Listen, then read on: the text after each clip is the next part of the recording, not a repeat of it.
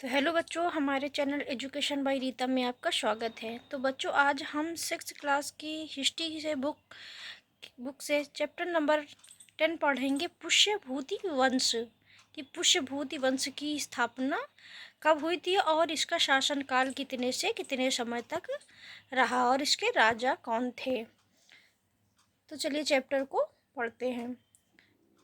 बच्चों, वीडियो अच्छा लगा करे तो लाइक कर दिया करिए प्लीज़, आपके लिए मेहनत से वीडियो बनाते हैं। तो चलिए वीडियो को हम शुरू करते हैं। संगम नगरी इलाहाबाद प्रयागराज में माघ के महीने में माघ मेला कुंभ या एवं महाकुंभ का पर्व मनाया जाता है। ये तो हम सभी जानते हैं। इसमें दूर दूर से लोग आते हैं।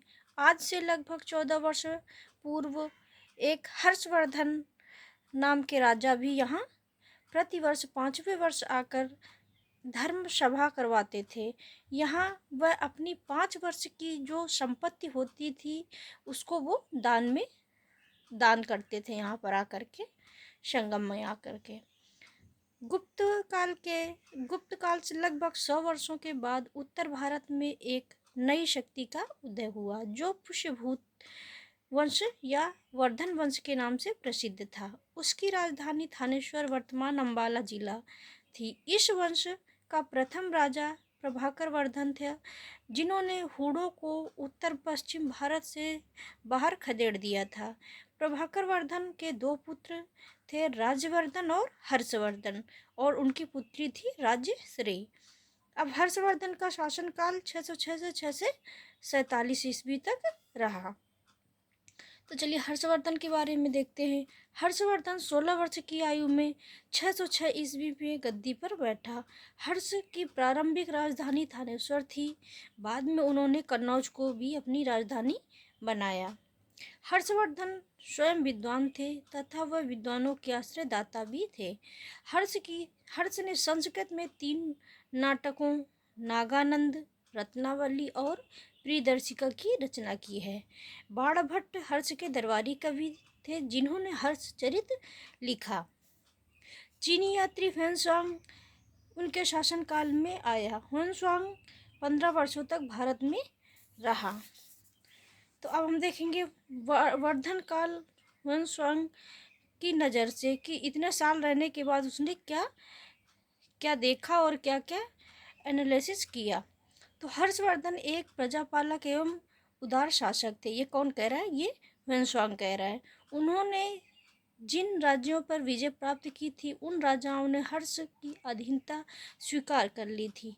हर्षवर्धन ने अपने संपूर्ण साम्राज्य की व्यवस्था के लिए उसे भुक्तियों, प्रांतों, विषयों, जिलों तथा ग्रामों में विभाजित किया।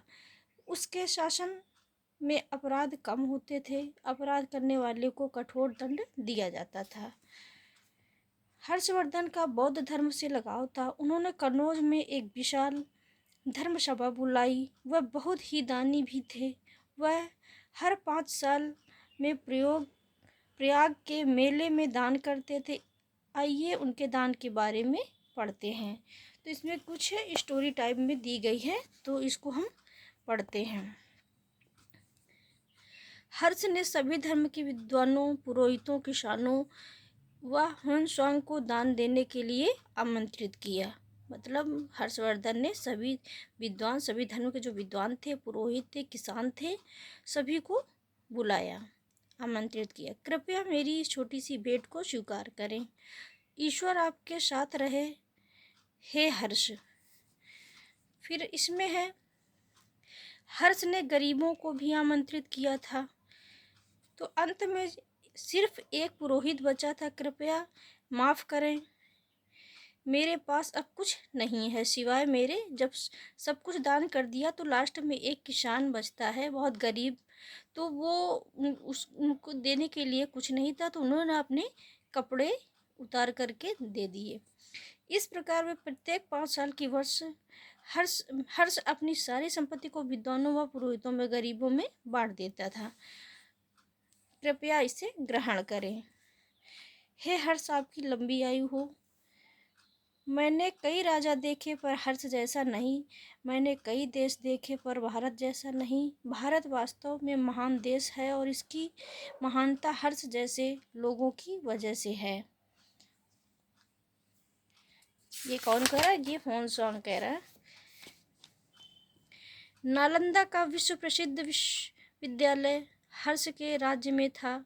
यहाँ धर्म के अतिरिक्त व्याकरण, तर्क, चिकित्सा, विज्ञान, शिल्प और उद्योग की भी शिक्षा दी जाती थी। धार्मिक सद्भाव था, लोगों के विचारों में मतभेद नहीं था। ह्वेनसांग ने यहाँ शिक्षा ग्रहण की तथा शिक्षण का कार्य भी किया।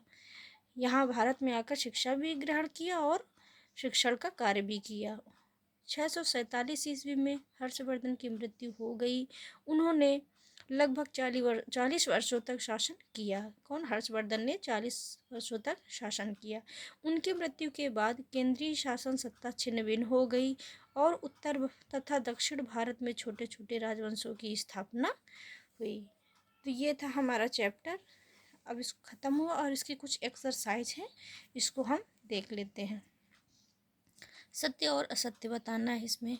तो हर्षकालीन इतिहास जानने का मुख्य स्रोत चीनी यात्री फाहान का विवरण है। तो फाहान तो नहीं आया था, इसमें आया था ह्वेनसांग आया था। तो हमारा ये ऑप्शन गलत है।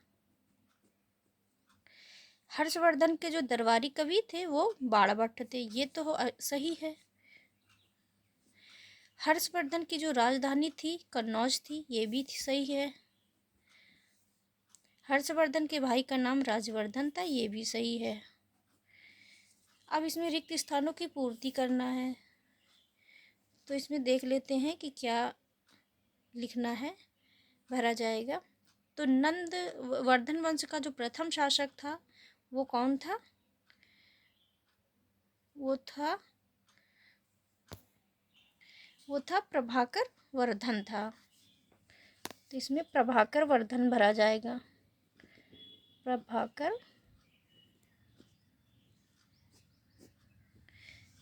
वर्धन। फिर हर्षवर्धन के 3 नाटक कौन थे?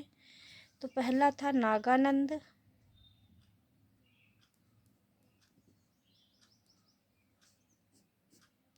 दूसरा है रत्नावली,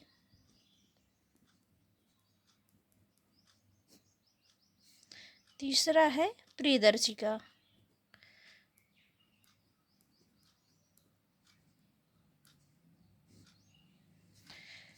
फिर तीसरे में हर्षचरित के जो लेखक हैं वो थे बाणभट्ट।